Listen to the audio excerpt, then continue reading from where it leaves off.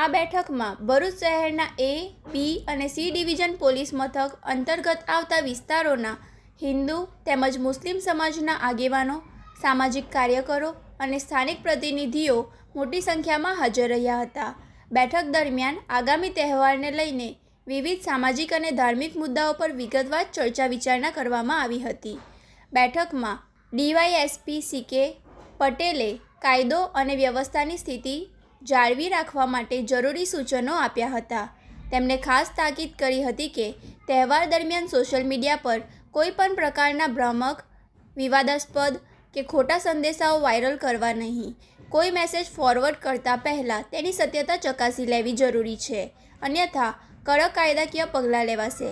Police પ્રશાસન દ્વારા તમામ સમાજના લોકોને અપીલ કરવામાં આવી રહી હતી કે ભરૂચની ગંગા જમના સંસ્કૃતિને બરકરાર રાખી પરસ્પર ભાઈચારો, પ્રેમ અને શાંતિ જાળવીને તહેવારની ઉજવણી કરવામાં આવે.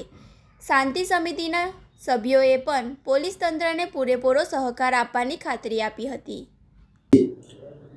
આગામી 28 તારીખના રોજ મુસ્લિમ ભાઈઓનો બકર ઈદનો એક તહેવાર આવી રહ્યો છે. સમગ્ર ભરૂચ જિલ્લામાં અને ભરૂચ શહેરમાં આ તહેવાર શાંતિમય વાતાવરણમાં ઉજવાય એ હેતુસર આજે ભરૂચ શહેર એ ડિવિઝન પોલીસ સ્ટેશન ખાતે ભરૂચ શહેરના જે શાંતિ સમિતિના સભ્યો છે, હિન્દુ અને મુસ્લિમ સમાજના, એ લોકોને આજે મિટિંગમાં બોલાવવામાં આવેલા હતા અને આ ઉત્સવ શાંતિમય વાતાવરણમાં ઉજવાય એના માટે અપીલ કરવામાં આવેલી હતી.